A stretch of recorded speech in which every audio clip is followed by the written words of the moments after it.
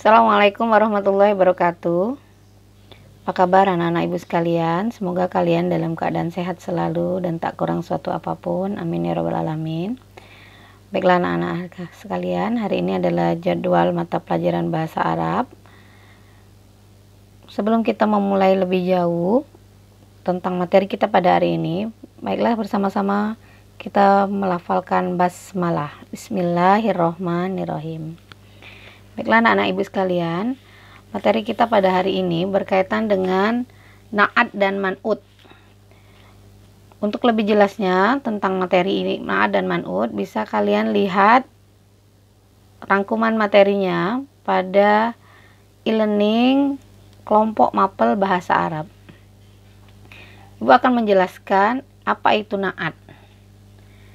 Na'at itu adalah isim. Na'at adalah isim, bisa juga disebut dengan kata sifat.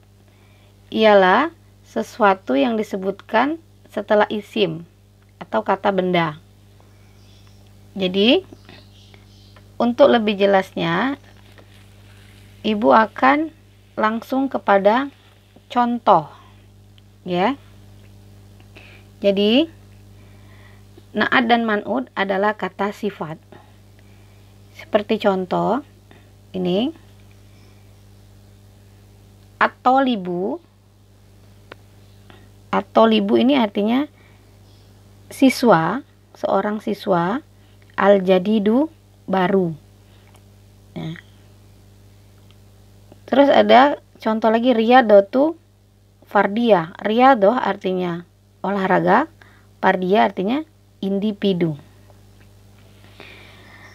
Na'tun sendiri itu artinya yang disifati, al-man'ut artinya yang menyifati.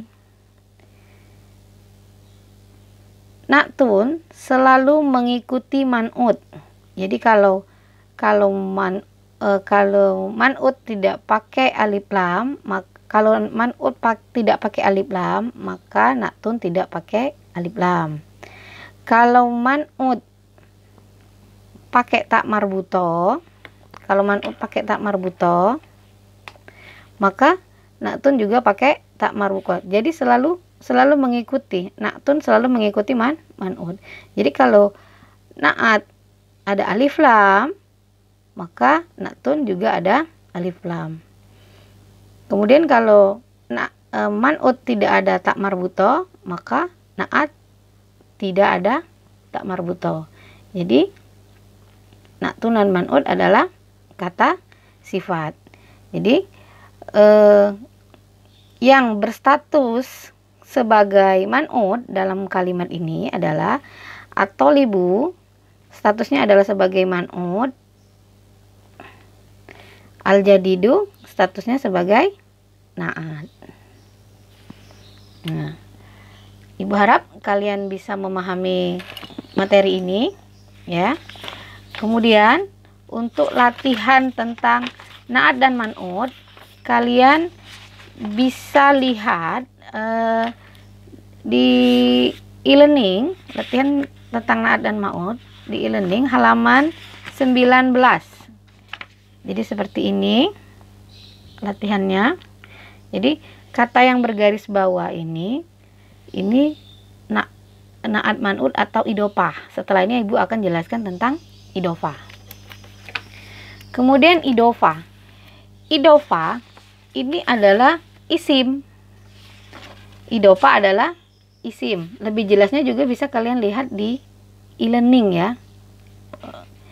Jadi idofah adalah isim. Isim adalah nama atau suatu penyandaran pada suatu kalimat isim untuk menunjukkan sesuatu pada pengertian yang lebih khusus atau penggabungan dari dua kalimat isim yang dapat menyebabkan kalimat isim kedua tersebut dibaca jar selamanya. Jadi kata pertama adalah kata pertama pada kalimat idofah disebut mudhof, sedangkan kata yang kedua disebut mudhofun ilaih. Ya.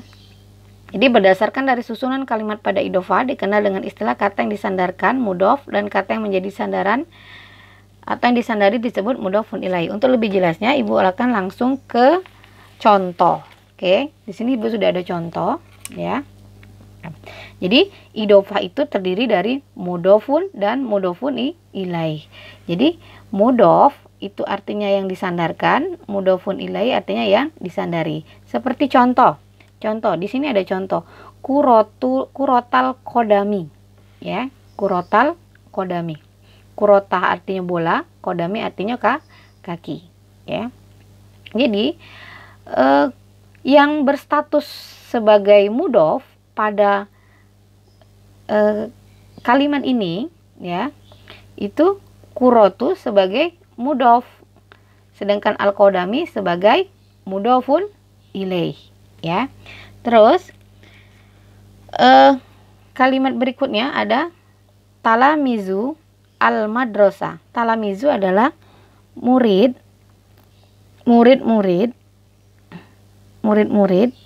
Al-madrasah artinya sekolah. Statusnya dalam kalimat ini, status idopahnya dalam kalimat ini, talamizu sebagai mudofun dan madrasah sebagai mudofun ilaih. Sekarang apa syarat untuk menjadi idofah? Syarat menjadi idofah itu adalah tidak boleh didahului oleh alif lam. Kemudian membuang nun, musanna atau jamak pada mudof. 3. Idofah tidak boleh tanwin. Jadi contohnya, ya, jadi kuro atau disandarkan, ya, dia tidak boleh pakai alif lam. Sedangkan mudofun ilai yang disandari dia pakai alif lam. Jadi perbedaan antara idofah dengan naat adalah, jadi kalau naat ya adalah kata sifat, jadi kalau idofah adalah kata benda. Nah, naat selalu mengikuti man'ut, selalu sama. Sedangkan idofah dia tidak sama. Jadi ada yang satu kalimat mudofnya tidak pakai alif lam, sedangkan idofahnya pakai alif lam, dan mereka tidak pernah ada tanwin. Tanwin itu apa? Tanwin itu baris 2 di atas, baris 2 di bawah, baris 2 di depan. Ini adalah tanwin, ya.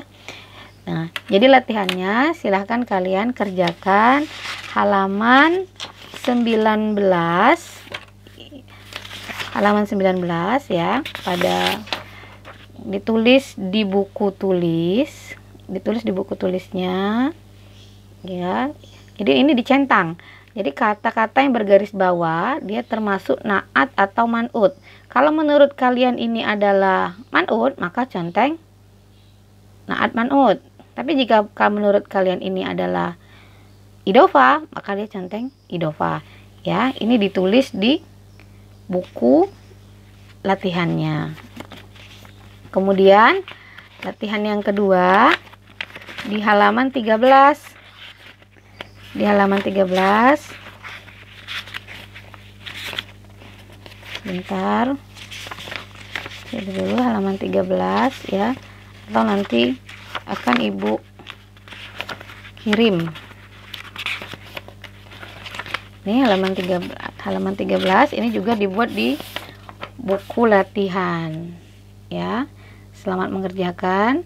Jadi ini adalah, Ibu jelaskan lagi, ini riyadatu fardiyah. Ini olahraga individu. Apa saja menurut kalian olahraga individu dalam bahasa Arab, ya. Kemudian ini adalah riyadatu jama'iyah.